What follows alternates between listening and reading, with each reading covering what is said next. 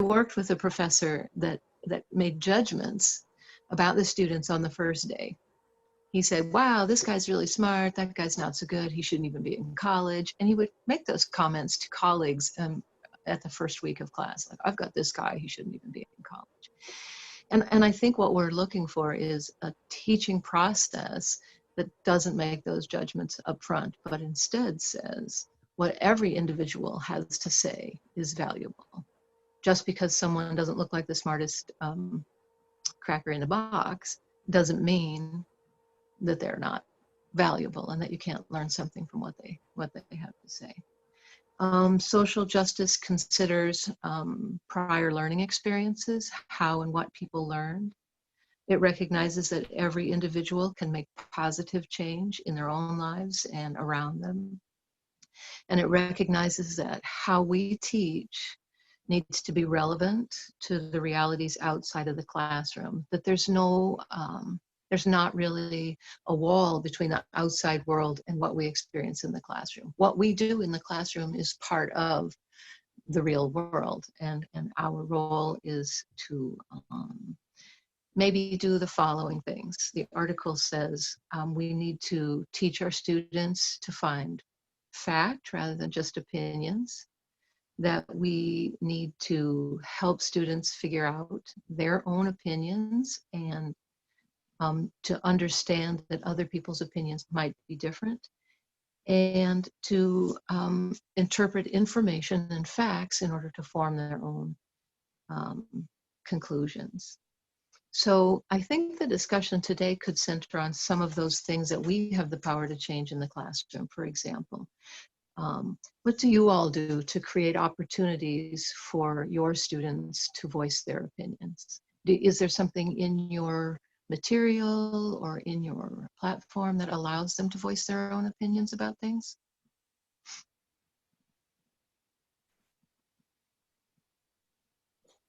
Feel free, speak up. I use reflections. What's that?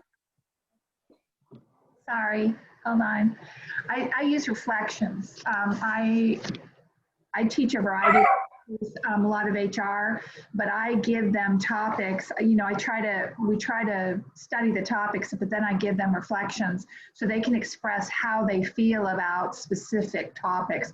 For example, diversity and inclusion, or you know, global awareness, because I'm trying to get them to understand. And I also bring in speakers to give them different points of view, so that they base their education not just what the textbook says or just what they read in the newspaper or read on social media. You know, I try to give them a wide variety and let them express themselves. Do you do that in conversations or in discussions online, or how do you do that? All of the above. We do it in discussions. We do it in, they write reflection papers. They're just really short, where I'll give them a prompt or I'll give them some questions, and they, you know, they just tell me what they're thinking, and then we discuss it. You know, are they on target? Are they not on target? Are they, you know, where are they getting their opinions from? One of the other things I do, because I teach a capstone AS course, and one of the things I want them to understand before they leave their AS program is that they know where their information comes from and the validity of it.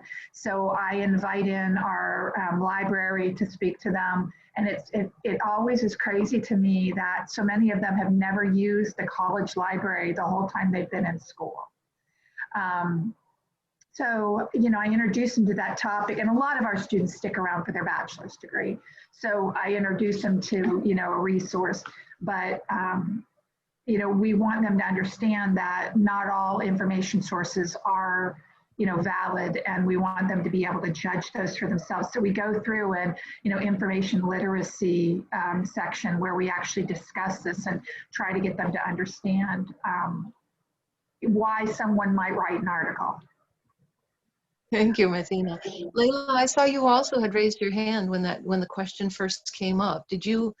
Do you also do things to promote discussion of ideas in your classroom?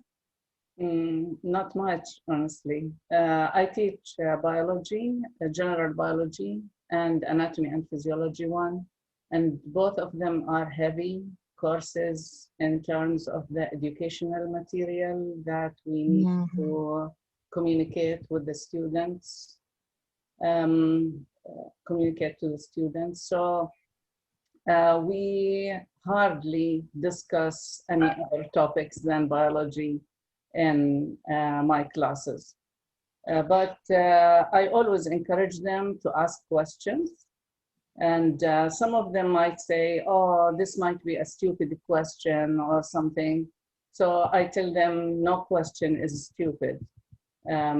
So I always encourage them to ask questions, but unfortunately, we don't go outside of the biology atmosphere.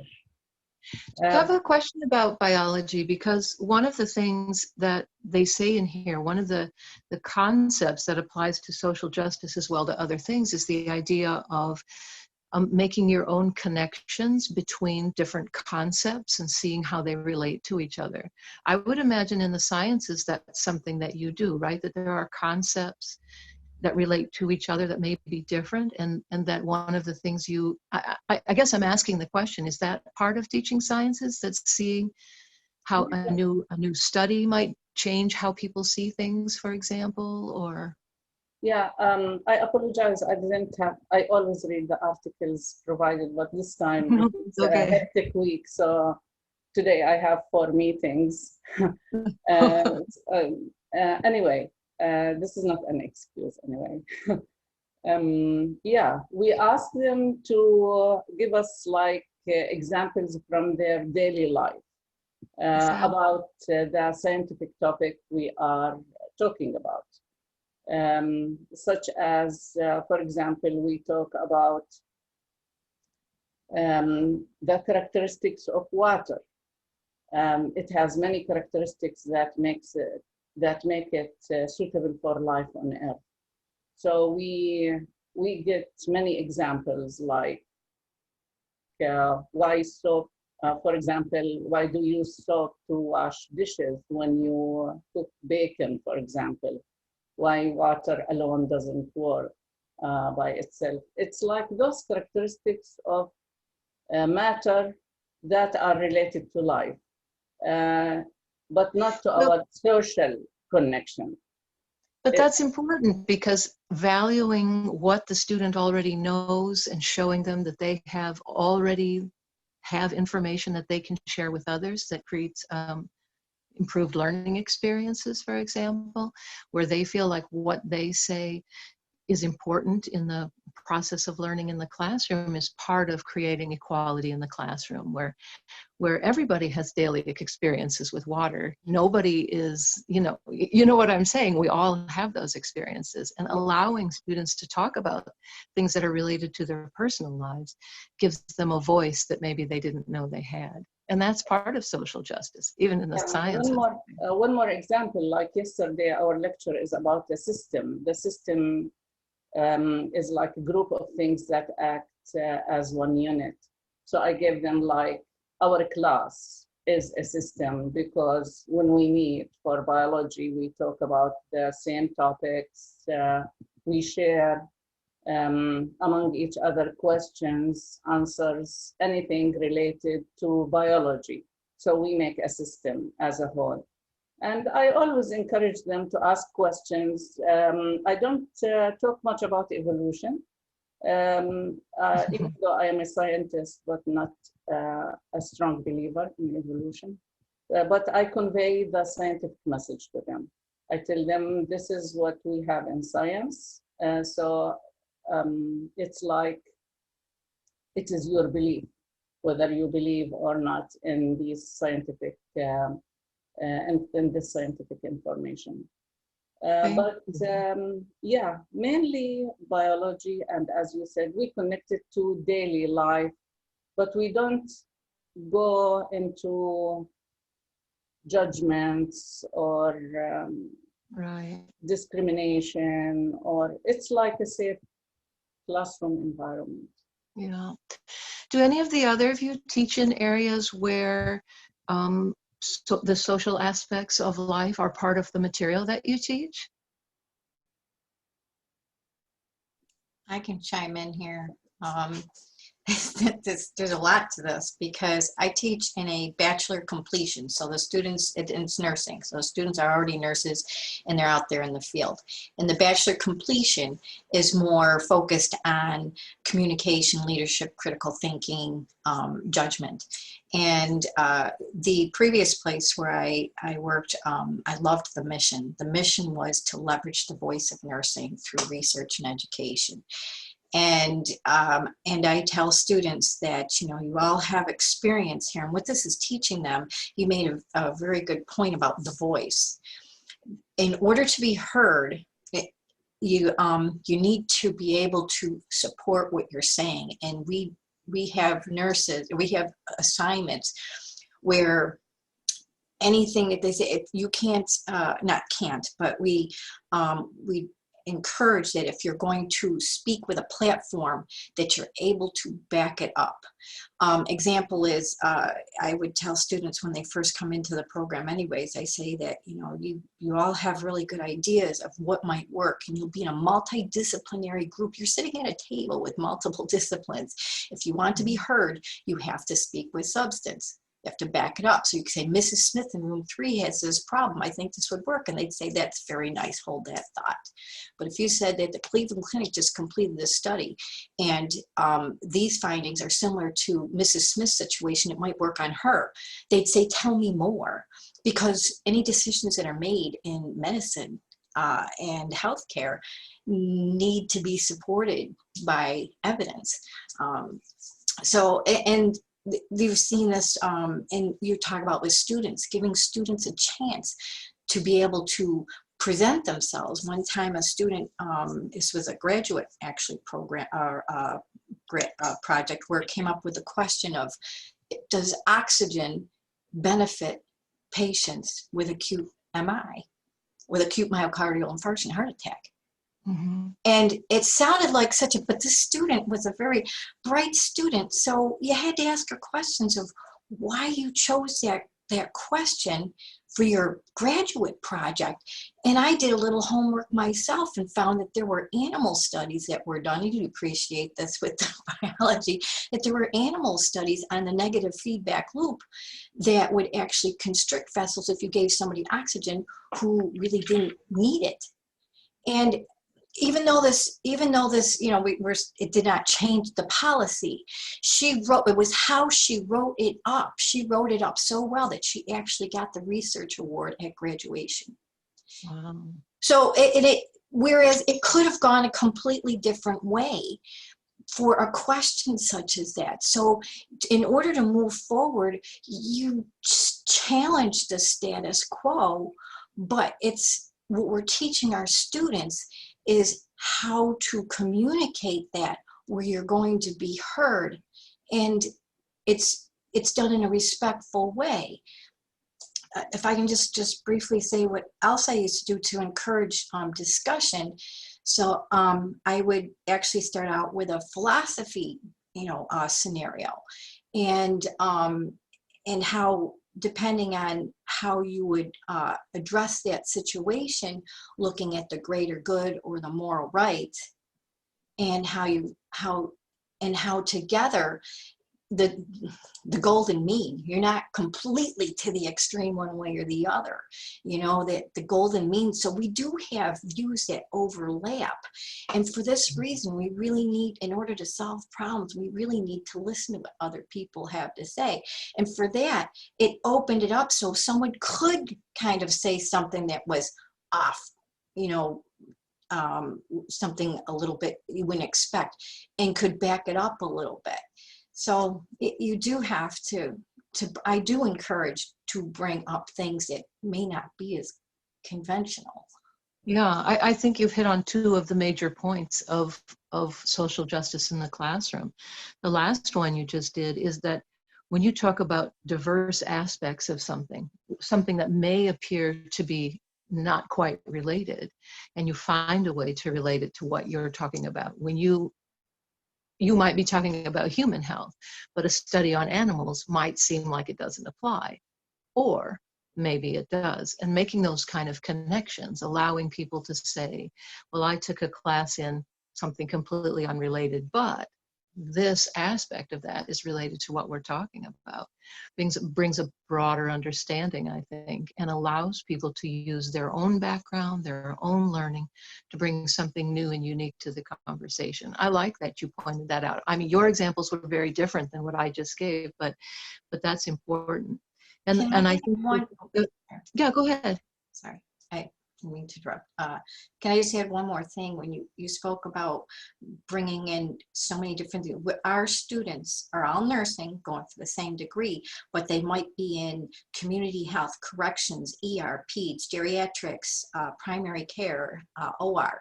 They could be in all different things, but the assignments that you have and the concepts you're working with incorporates everyone, because it's problem solving, communication skills.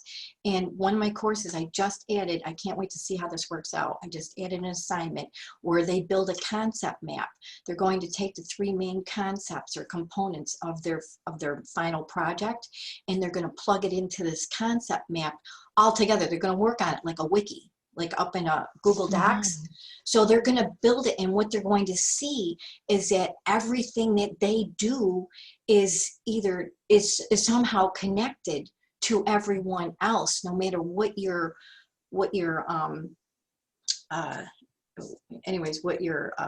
field is. I don't know if we've heard of I think it's called 7 degrees of separation. It's where everyone is connected. That's fascinating. So I will stop so that others. Okay, but you also, in the first part of what you said, you brought up another very important point, and that is that you're engaging your students beyond the classroom. You're talking to them about what's happening on the job, or what's going to happen if you present this because you're working on a case at a hospital and you have an idea. Making that connection to how what they're doing in your classes relates to what they're doing on the job is huge. And I don't know how many fields, or I'm saying this wrong. I don't know how many instructors connect what's in their classroom to what's outside of the classroom, but I think it's possible in every field. I teach foreign language, and one of the first assignments I give is to find somebody who speaks Spanish in your neighborhood in one of your other classes, and ask them what the most common greetings and goodbyes are that they use. What do you usually say when you run into your Spanish-speaking friends? Because our first lesson is how to say hi and goodbye.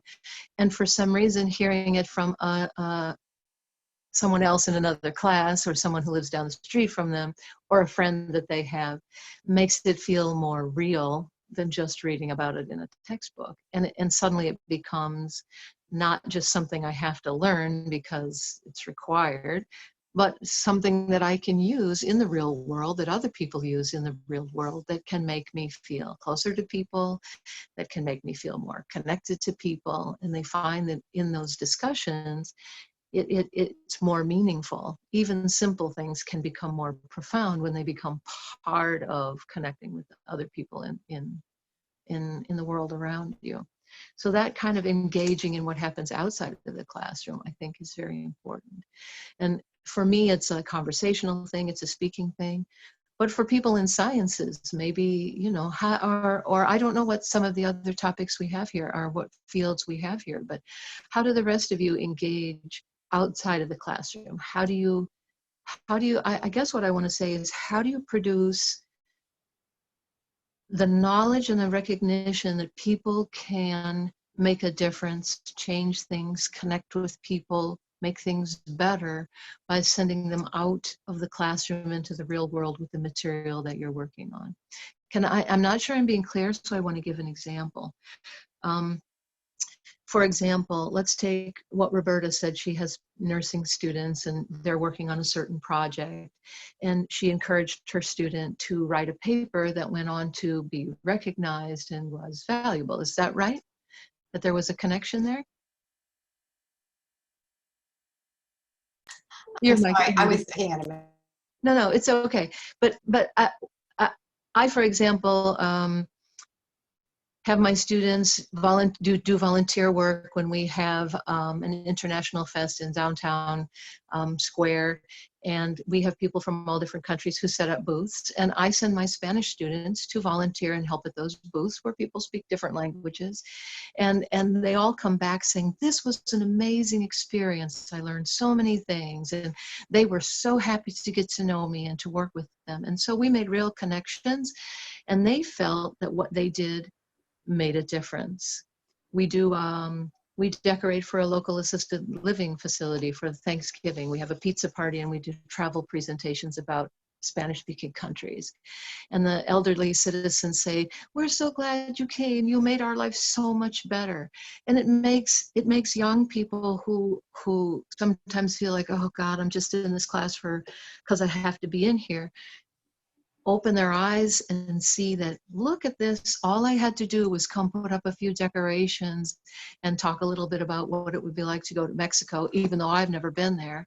And this group of people think that I'm amazing, that I'm so helpful, and I'm so, they come back from that experience saying, wow, I had no idea I could make that much difference in an old person's life.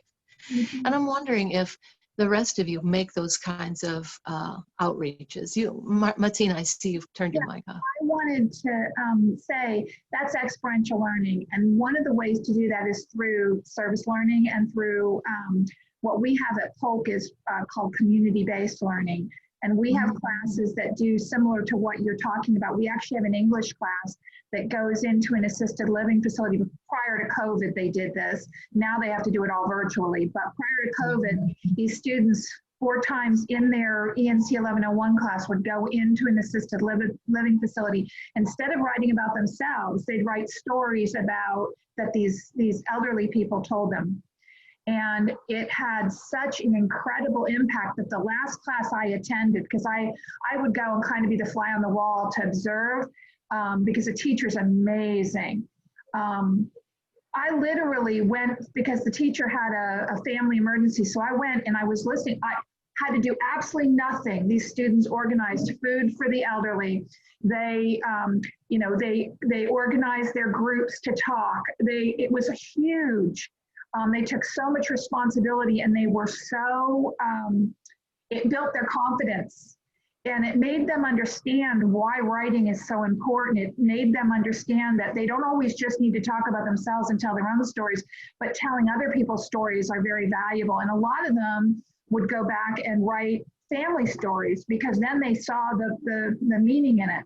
I think that that's the thing that a lot of our classes are missing, is that experiential piece. And one of the things, because I'm the internship person at my college, so I have to speak about experiential learning. Just having a student who wants to become a lawyer, sit down with a lawyer and talk to a lawyer and begin to network, or go to a chamber event, or we just did this thing, all the schools in our county work together. So we just did this week-long career readiness event where they got to network with different businesses in our community. It wasn't a career fair. It was more, they would teach a session on resume writing, and then they would have an opportunity to talk to the employer about what they were looking for. I think connecting them with people outside of their own, their own little group is very important. And I think it builds their confidence, and it makes them more sure that they can go out there and do that. So I think there's it makes them better citizens, better global citizens.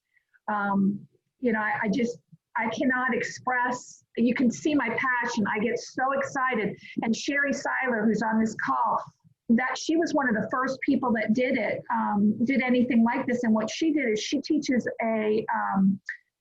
Actually, Martina, if Sherry's here, could she tell us about her experiences? I think she closed off her video. That's why I was going to bring it up. Oh, okay. Sherry, are you there? Would you like to tell us about your experience with this?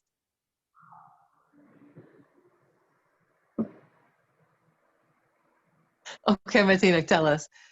She teaches this writing course, and what they did was, instead of them actually, you know, doing just lessons, they actually would invite in nonprofits and organizations because it's a professional writing class. So they actually have to learn how to write, you know, like SOPs and policy manuals and stuff like that. So they would, instead of them just doing, you know, homework, they would invite in these people and they would actually put together documentation on for these different community groups. And I was running the volunteer program for the college at that time. And I went in and presented, and these kids put together amazing stuff that until our volunteer program closed down, we used all this material that our own students made up.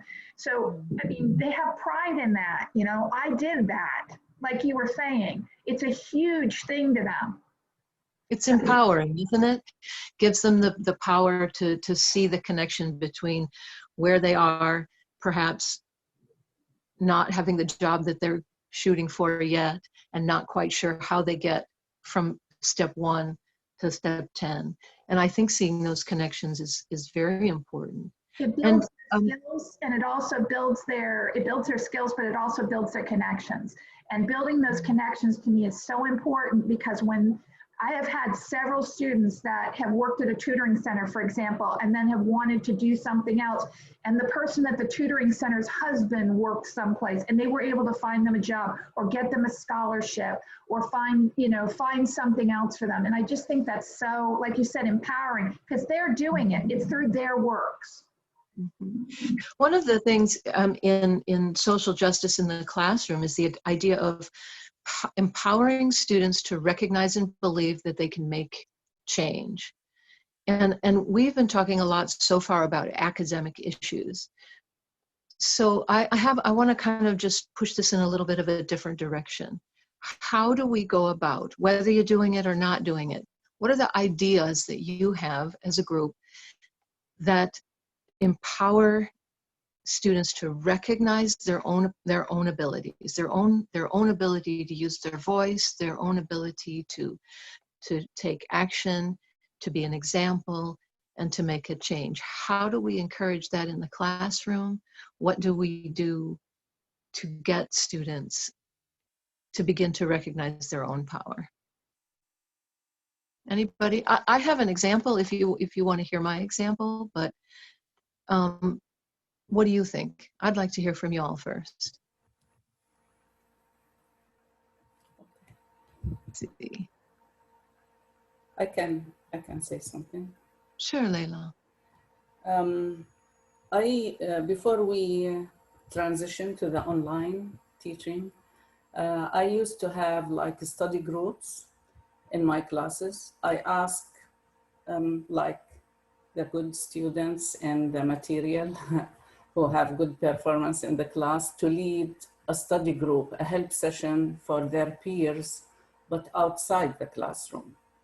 So it has been successful until we got to move online.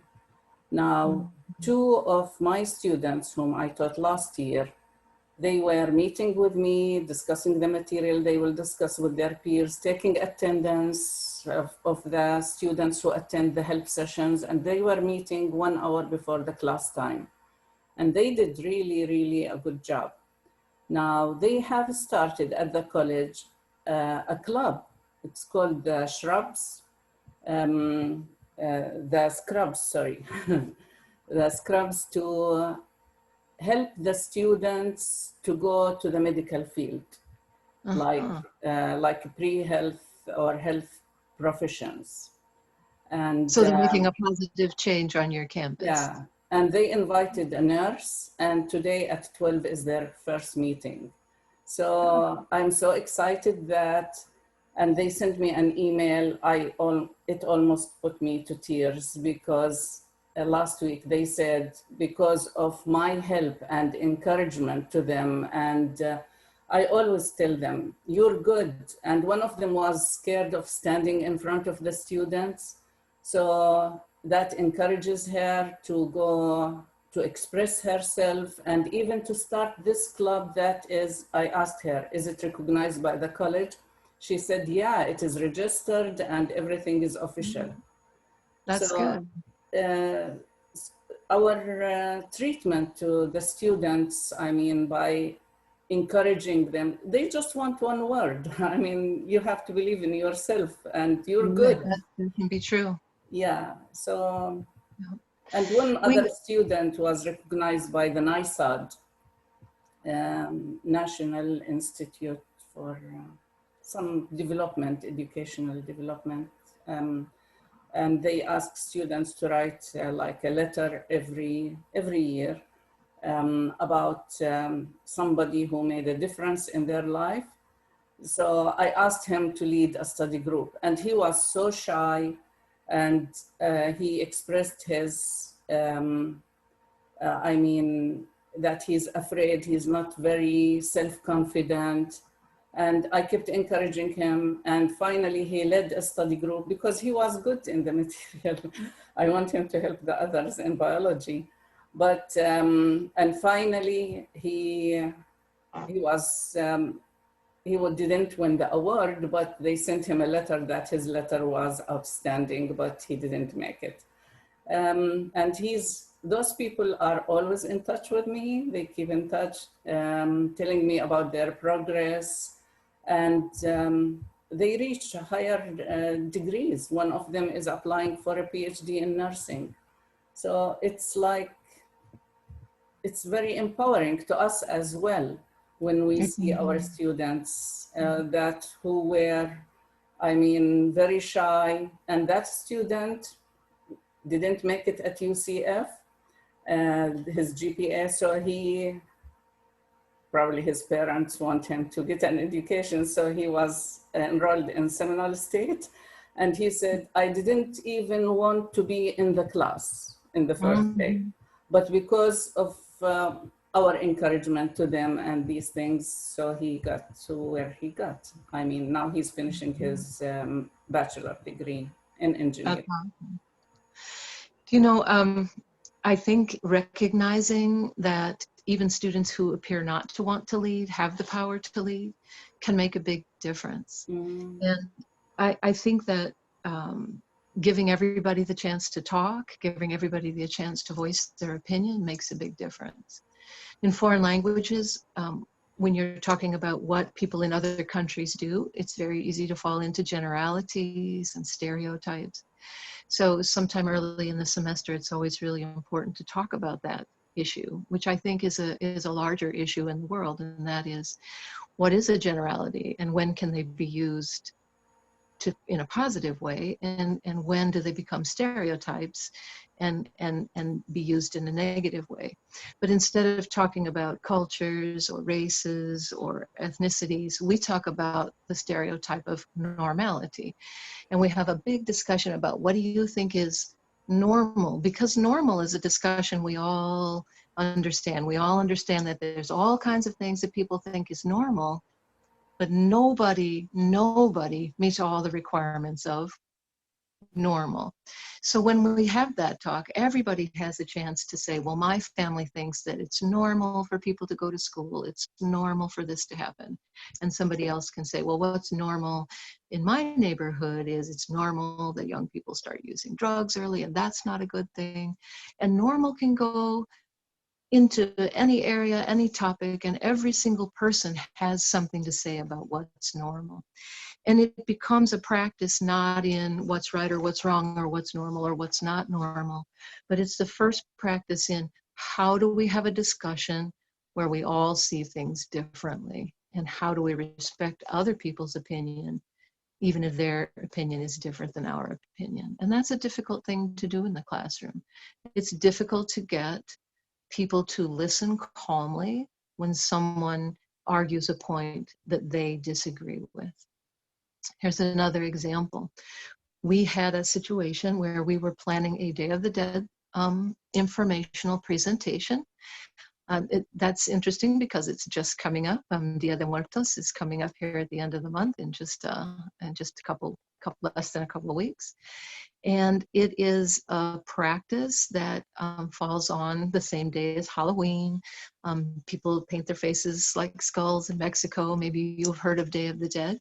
And when we decided to do a presentation, everybody was allowed to pick their own topic. Everybody was going to present something. We actually had an evening class, so we were going to invite families, fellow students, anybody who wanted to come. We were having a party and a presentation. And several students came to me and said, we're Christians, we're fundamental Christians. We think celebrating Halloween is wrong, that dressing like devils and evils is wrong, and we don't want to participate in this. And I found a solution, but before I tell you what it was, I want to ask, what would you do in that situation? What is socially just in that situation? What would you do? Marsha, what would you do in that situation? You're not a teacher. I want to hear what you would say. What would I do in that situation? Well, I think you hear them. That's the first thing. Acknowledge that this is an issue for them, and find out what they would be comfortable, how they would feel comfortable participating. Maybe it's not in that particular activity, but there is something else that they would feel comfortable participating in. If this is something that you want the class or the group to experience. And I think there are different definitions of participation. Maybe they observe rather than participate. So I think you have a dialogue with them to see what they are comfortable with, that will still allow you and them to get to the goal of the class or whatever the activity is. That's what I would have done. And that's exactly what I did. I said, your point is as valid as any point. So everybody has selected a topic or a area within a topic. Why don't we also have a presentation of why Christians don't celebrate this? You can pick which activities you think fall in line with what you believe. You can say which activities don't fall in line with what you believe and why you choose not to participate in that. That's just the other side of the same picture. That's a great idea. So we did. We kind of alternated back and forth. We had some people present, this is what people believe. They believe the spirits of the dead come back, and they make small altars. And then somebody else came up and said, we think that, painting faces like skulls is, inappropriate. And then somebody else presented, and I was very selective in how I ordered things. And then somebody else presented how the Mexican idea of death is not so scary, that it's a celebration of the lives of the people who've passed, and that the Mexican culture is not like anti-death. They make jokes about death. They're more comfortable with death. They accept death as a more, less scary, more, celebration of life rather than, cry because someone has passed. Not to say that people don't cry or miss people that pass, but it became a very positive event because everybody felt that their opinion was valued. And those students who had the bravery, I want to say, to come to the teacher and say, I don't believe in and can't support this topic. Can I say something about what I believe about this topic based on my faith, which is different? And instead of saying, no, that's not valid, no, we don't want to hear what you have to say, I made a choice, even though I kind of was unhappy that they didn't want to participate. You don't have to believe it to talk about it, is what I wanted to say.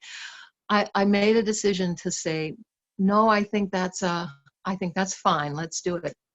And it was fairly early in my teaching career, and it was a big lesson to me because it changed the whole atmosphere in the class. Because the word just got out, like, in this class, we can disagree. We can present our own point of view. What we say makes a difference. If we say this isn't right, she gives us a chance to tell us why. And even if she disagrees, she still lets us speak. And some of the students, I think, really needed that. Even if they were the ones who disagreed with the Christian point of view, they still felt good because they said it doesn't matter if we disagree, we still have the power to speak. And so I was really happy with that in the long run. And I think that allowing people to have opinions different than your own matters in the classroom. Do you ever, Roberta, go ahead. You raised your hand. What I was going to point out was about change. You spoke about change, and that I think as educators, one of the things that students, it's not just information of topics and definitions. Students need to come away with tools. That particular experience you just described was actually something that they can apply to other situations. But one of the things we have is a change project in one of our courses, and it's and the students are looking at, they look at evidence-based practice models, which also talk about change, but that's not a change theory in itself. And when we think of change, you can think of it as a broad section, but when you actually have to take it down to the steps you would use to actually make a change or promote a change, they don't always have that toolkit. They don't always have those steps.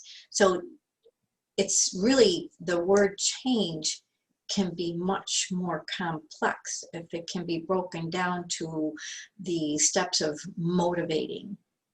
And what environment do you have to create, then what steps do you have to take. So changes can be very complex, and that's why I love models for anything, ethical decision making. I love models because they give you those steps, and maybe it's a way that I learn.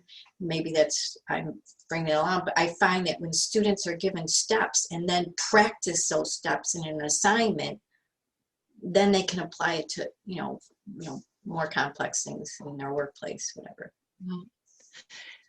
Here's another way to empower students, and that is if you make an error and a student points out that your theory is off, or that you have made a mistake and they want to correct it, or they have more information that you didn't have.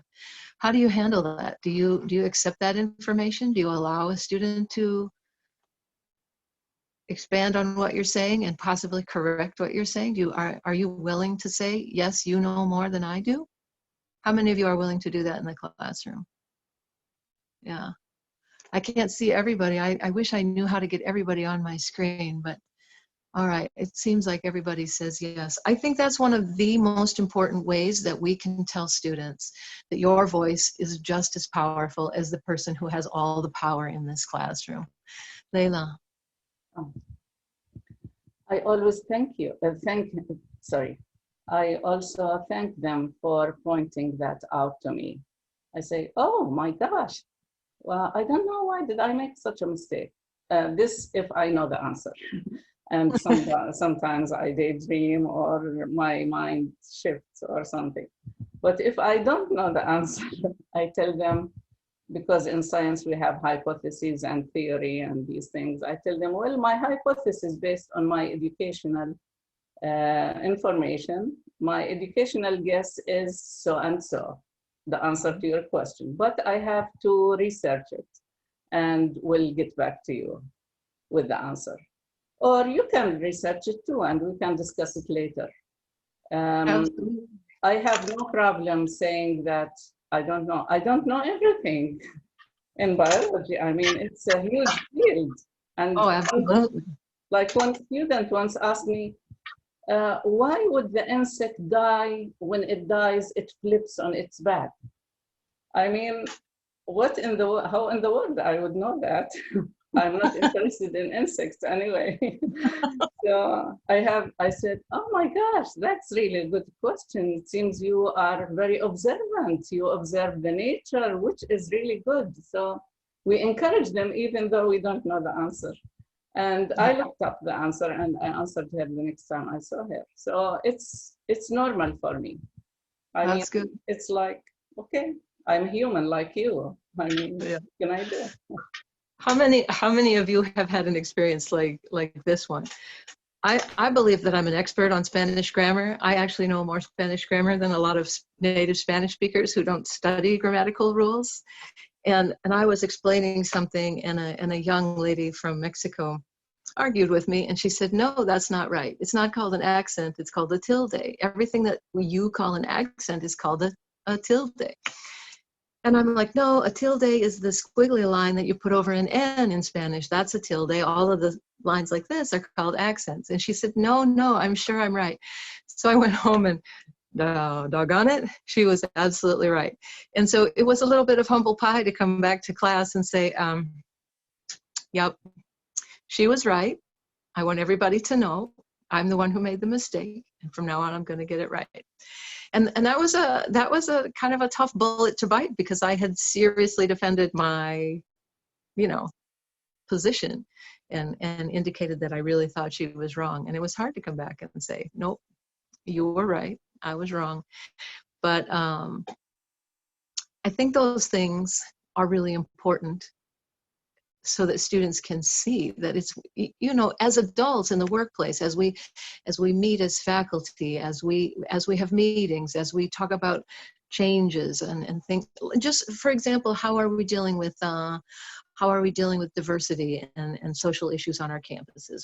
Our campus is forming a new diversity committee. We're looking at social issues. We're talking about change. What do we need to change? Reviewing what we do, and looking at ourselves to see if we've made a mistake in how we handle ourselves, a mistake in our hiring practices, or a mistake in how we promote things on campus. And I think that teaching students that they can speak up and point out mistakes and make positive change and make things better is a valuable tool. Martina, you talked a little bit about a process for teaching how to make a change, or a change project. I'm interested in knowing, what are some specific steps toward teaching students how to make change? Because the article that we read talks a lot about how important it is for students to recognize they can make change. But you're right. What are the steps to making a positive change? I'm not sure I know. Well, they're very definite. It's something that we teach in our class. It's just like we teach decision making. We teach how they can change if that's what they want to do. But I think sometimes they have it within them. They know what it is they want to do, but they're masking it because they're not confident enough to speak out, or confident enough to take that action, or confident enough to, make that connection. So I think some of it is building them up to make them realize that they do have a voice. But we want to make them think. We want to make them be able to process thought, not just to accept what's given to them. And we want to make them understand how they're building their ideas, and is it really, based on good factual information, or is it just based on, stuff that they've learned online? My daughter is infamous for watching Facebook, and when people make these outlandish statements or promote things that are incorrect, she's really good about saying, well, where did you hear that? Is that did you have a valid source for that? And that's, as instructors, I think that's what's so important, is that we get them to question where it came from. Is it a personal belief? And if it's a personal belief, what did they base it on? One of our statistics teachers who did community-based learning brought in the supervisor of elections, and went through the whole process, so to educate the students about supervisor elections and how the whole process works. And then the whole semester talked about statistics, and how statistics can be manipulated, how statistics can be swayed, how basically you can say, this is what I want my result to be, and you can use statistics to support that. Is that valid? No, that's not valid. But, he did a great job, phenomenal job on getting them educated about something like the voting system, and you actually had them build their own survey, and the supervisor of elections allowed them to vote on it with other students to show them the whole process, how it works. But I think that's what's so important, and I think as instructors, we need to make them think. I loved Arsenio Hall used to say in his program, things that make me go, and I agree with that. We want to make them walk out of our classes not secure in everything and knowing everything, but thinking, being thinking adults. Mm-hmm. But I think I teach processes for them to actually look at information and try to, understand where it came from and where they form those opinions. And sometimes they change their opinions. Sometimes just through reflections, or like you were talking about the Day of the Dead. When I first heard about the Day of the Dead, I was scared. But when you learn about the actual culture behind it, and I've been to Mexico several times, and you learn about the people and the fact that Mexicans they're not about the individual, they're about the community. It becomes something totally different. It's a community celebration of the people that went before. But until you understand that, you can make opinions. It's just what you like and what you don't like. If that makes sense. Mm-hmm. It's an interesting point that it's easy to make a superficial judgment. It's harder to delve underneath and find out what is happening. What's the real story? What's the whole story? Maybe we never know the whole story, but at least the process of wanting to know why things are done the way they are is important. I want to, just because we only have a few minutes left, I want to make sure that we've touched on each of the ideas here. We've talked about valuing what individuals bring to the classroom. We've talked about the power for making positive change. We've talked about allowing students to lead in creating new situations or change for the fellow students. We've talked about what's it called? X is something learning? Oh, Lord, my English. Experiential learning, and how connecting what's going on in the classroom to what's happening in the real world makes it more valuable and meaningful to students. We've talked a little bit about discerning fact from opinion. We've talked about creating opportunities for students to hear voices. I think the one thing that we haven't touched on is teaching how to have a civil discussion. Do any of you do things in your class specifically geared toward teaching people how to listen and respond respectfully to each other? Roberta, is that something that you work on in your classes? Well, I was in our discussions. I do encourage that that there isn't right and wrong answers, and I do kind of point that out in the instructions.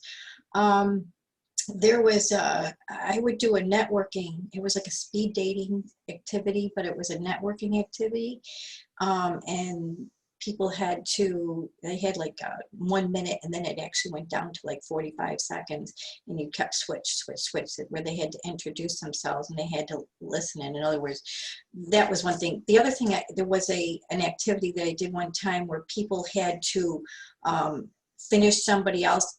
Start the sentence. It was an activity where someone says a sentence and your next sentence has to begin with the last word of that sentence that they ended with, and so on. So you had to listen to their full sentence before you even could say your next sentence.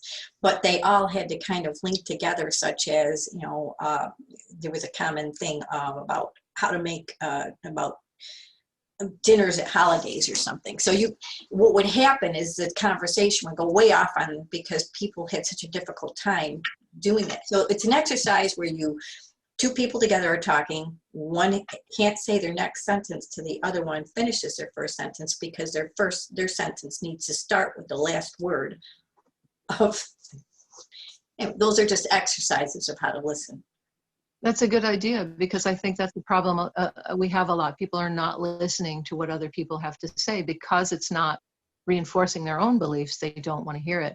I think we see that in the wider world today, that's become a big problem, that each person is loudly saying their own opinion without listening. Look at our presidential debates. We had interruptions round and round and round, and it was difficult to watch, painful to watch, disrespectful conversation like that. Sorry. Yeah, go ahead. Just if we're talking about interrupting, sorry. Can I briefly just, there was another on learning how to nonverbal and verbal communication.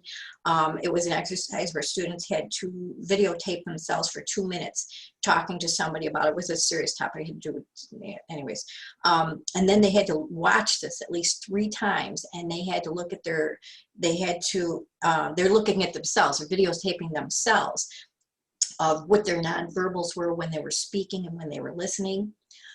They had to look at their nonverbals of their heads and their upper body, of their lower body, their tone, how their tone would change, their pace would change. They had to completely analyze how that they spoke, and it was on advanced directives, because when you go in to speak to a patient on something, your nonverbals, it's teaching them how your nonverbals really say a lot. Absolutely. Absolutely.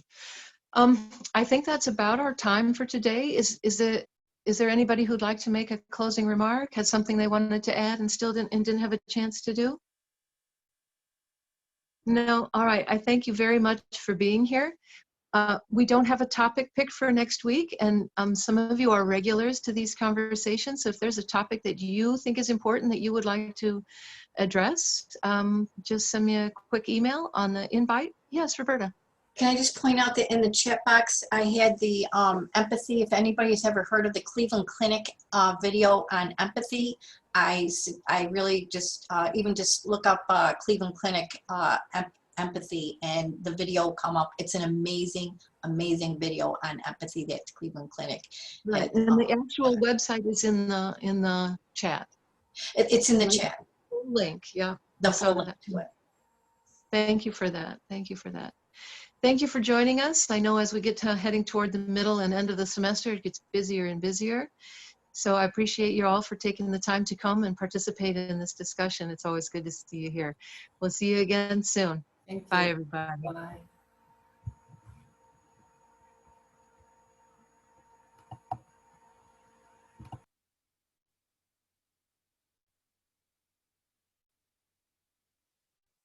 So, hey guys. Marcia, I wanted to run something past you before we go. I talked to Charlie about this for a minute, but our local chapter of the AFC is hosting a Zoom meeting on a Tuesday at 12:30, where we are having someone from the League of Women Voters explain the amendments to the Florida Constitution that are on the ballot, because I was just wondering if the week that they're doing that, which is Tuesday the 27th, Tuesday the 27th of October, so that's in about a week and a half. Right, thank you. If we could use that Tuesday as our roundtable. Okay. And actually, I'm in a crunch spot myself right now. If we could, I know that then also the week after that, we're going to have to move to a Tuesday, or we're going to have to start doing some Tuesdays because you have conference coming up. Right. The week of conference is November the 16th through the 20th. And the Thursday before, the 12th and the 13th, those days we are leaving open for any commissions that need to have board meetings. Right.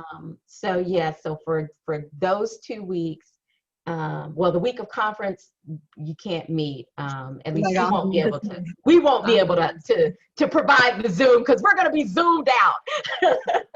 But the week prior, that's why I offered the 10th. If you were willing to move to Tuesday the 10th, that will work for us. What I'm thinking is maybe what we could do is Tuesday the 27th, Tuesday the 3rd and Tuesday the 10th and have So the 3rd, the reason I didn't offer that is that's the day that everybody's voting. That's election day, the Oh, 3rd. Tuesday the 3rd. Okay. So I didn't know if you wanted to meet that day. I mean, that's fine. We're working, but No, actually, I think that's maybe a better day not to. okay. But what if we did candidate forum on Tuesday the 27th at 12:30? Okay, let me go back to my October. And Sorry. you don't have to that's set right. it up. You're Your chapter right, has it right, all right. set up. You don't even have to worry about it. Okay. We'll just invite people to come. Everyone. Yes, yes, yes. Yeah, we'll just Yeah. send an invite out to all the faculty to join us for that Zoom presentation. Okay. Then we'll skip the 3rd, and then let's meet on Tuesday the 10th. And what Okay. time did you want to do? I We said could do that any time, but why don't we do that in the afternoon? Maybe we could Yeah, have we Kermit do his that day. I was going to say, if you want to do either or, that's open. So if you want 11 o'clock or 2 o'clock, that's up to you. Let's do 2 because I know Kermit teaches in the morning, and I would like to. His topic is related to the one we just did and the one he did before this one. Okay. So let me talk to him. I got to write this down somewhere. Yeah, that's what I was thinking. Let me put it on my little. And Charlotte's got it down. She's the keeper of the official AFC calendar. November 10th. So At that 2. means that before annual conference, we'd only have 2 more faculty roundtables. Correct. One on the 27th at 12:30 Mm-hmm. and one on November 10th at 2 p.m. Mm-hmm. And then we would have 3 weeks where we're doing pre-conference, conference, Correct. voting, other stuff. Correct. Okay, I can live with that. And do we need to chat at all, you, myself, and Lori, about the semifinals, how you guys want to handle that, and then lead into the actual finals on that Thursday? Or So we're going to do them live at the time that you've scheduled. mm-hmm. Lori Bufka has indicated, I've been doing the update on the paperwork and stuff because she said she was unable. She sent me an email yesterday saying she's too overwhelmed. She She's got just a lot can't. going on. Okay. So I'm just going to do it. I talked to I have a role at on my local chapter, and they're going to step in and take care of that until after conference. And then Gotcha. after conference, I'm going to step back up. So I'm just going to focus on getting that done. I've asked her to send me the last email she sent to the judges and the name of all of the semi-finalists. So I have a list of all of the contestants, but only she did the paperwork and has the list of who the semi-finalists are. I don't even know, that's part of her role. A role, right. As soon as I get that information, I will send out the judging form. The dates you sent the information to Lori, I believe.